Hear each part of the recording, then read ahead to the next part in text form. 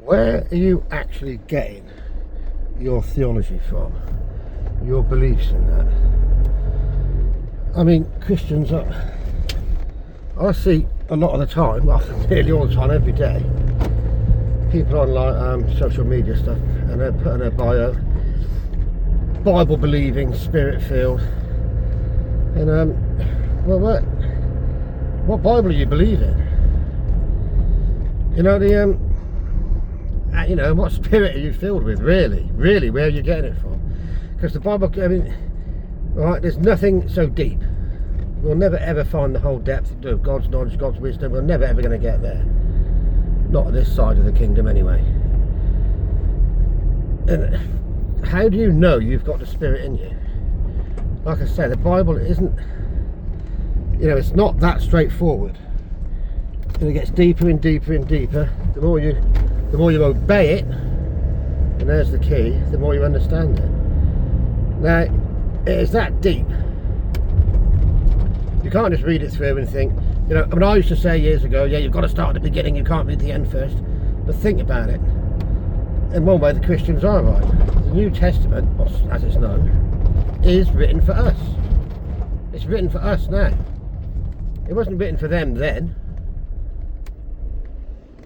It's written, okay, it's written for us now. So you can start there first.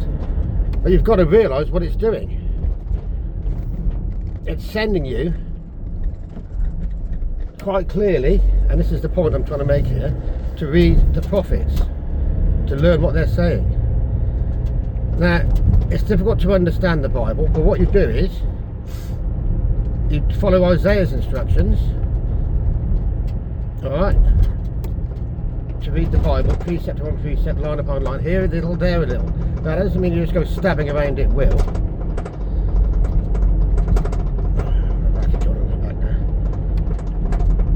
What you do is, you look for the bits that are clear. There's pieces in the New Testament that are so clear, anyone of reading age, anyone who's able to read at any age can understand them. It's that clear. Look at 1 John, for example. Look at the book of John. Christ's own words. If you love me, keep my commandments. If you keep my commandments, I will pray the Father. He will ask his Father, not himself, because he's not the Father. He will ask the Father, and he will grant you the Spirit of truth, which the world can't get, because the world can't see him. If he's called you, and you start doing what he says, obeying his simple, plain commandments, that are easy and light,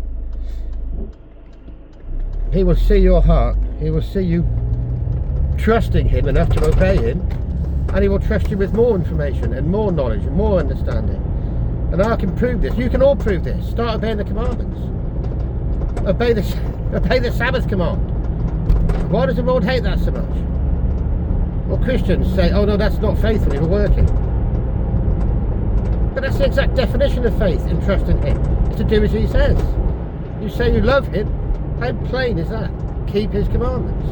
He will give you, he will ask the Father for you to give you the Spirit of truth. And that's when you start learning. And then you start looking more. And he will guide you through the Bible. He will guide you to read it and understand. You ask anyone who actually does obey him, and then they realise they're not Spirit filled, but they're beginning to be. To say you're a Bible believer whilst you're not obeying his commandments, I mean, look at how clear Christ's own words again. Why do you call me Lord, Lord, and not do as I say? That sums up Christianity. And the Christian's version of here a little, there a little, line upon line, their version is this, as Paul says, you know, to rightly divide. Their version of rightly dividing is to dismiss anything that sounds like it might take a bit of work or a bit of trust, faith, or they might have to leave their worldly desires behind.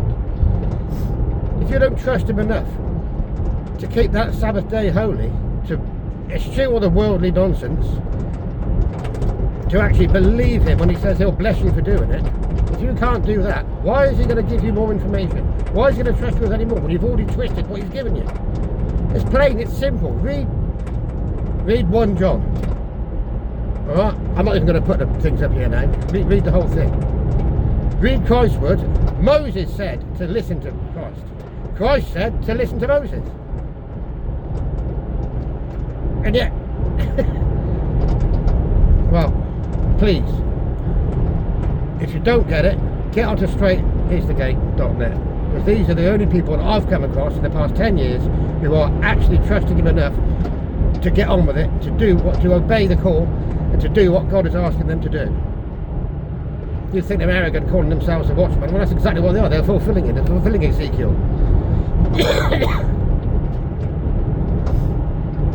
Listen to them. Listen to God. Listen to Christ.